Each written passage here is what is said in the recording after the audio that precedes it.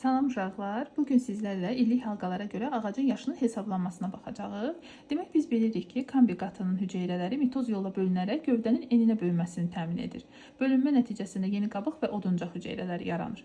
Yaz və yayda əmələ gələn bir qədər iri hüceyrələrlə payızda əmələ gələn kiçik hüceyrələr arasında sanki bir sərhəd yaranır. Nəticədə də gövdənin oduncaq hissəsində illik halqalar əmələ gəlmiş olur. Mən bunu şəkildə sizə belə ayrı-ayrı rənglərlə verərək izah etməyə çalışmışam. Demək burada bizdən nə soruşula bilər uşaqlar? Bizə deyilə bilər ki, ağacın, mən burada 9 yaşlı bir ağacı təsvir etməyə çalışmışam. Demək burada kambi qatıdır, burada qabıq qatıdır. Bizdən soruşula bilər ki, ağacın 4-cü yaşı özəkdən neçənci qatda yerləşir? Biz bunu normal olaraq, yəni belə sayırıq da, yəni özəkdən 1, 2, 3, 4-cü qatda. Yəni ağacın 4-cü yaşı özəkdən 4-cü qatda da yerləşir. Və yaxud da deyə bilər ki, özəkdən ağacın 6-cı yaşı özəkdən neçənci qatda yerləşir? Elə 6-cı qatda da yerləşir. Bir qədər çaşdırıcı məqam nədir? Bizdən soruşa bilər ki, məsələn, 9 yaşlı ağacın 4-cü yaşı bəs kambidən neçənci qatda yerləşir? Yəni ki, burada 9 yaşlı ağacı təsvir olunub, 4-cü qatı kambidən neçənci qatda yerləşir? Biz o zaman bunu bir düsturla tapırıq uşaqlar. Demək, ağacın yaşı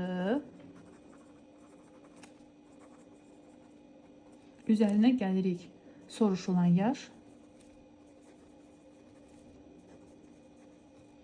üzərinə gəlirik bir, nəyi tapırıq? Ağacın kambidən olan qatını.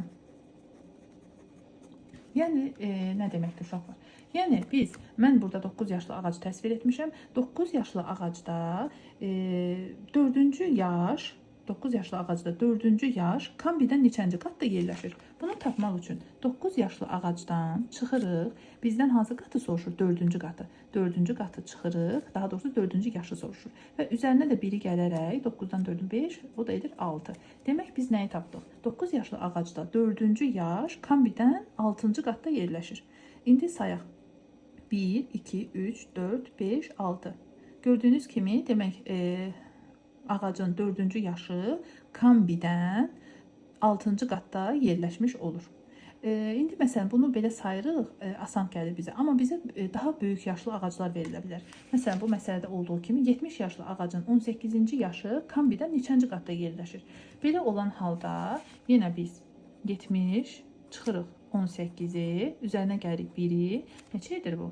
60, 52, o da 1, 53. Demək, 70 yaşlı ağacımızın 18-ci yaşı kambidən 50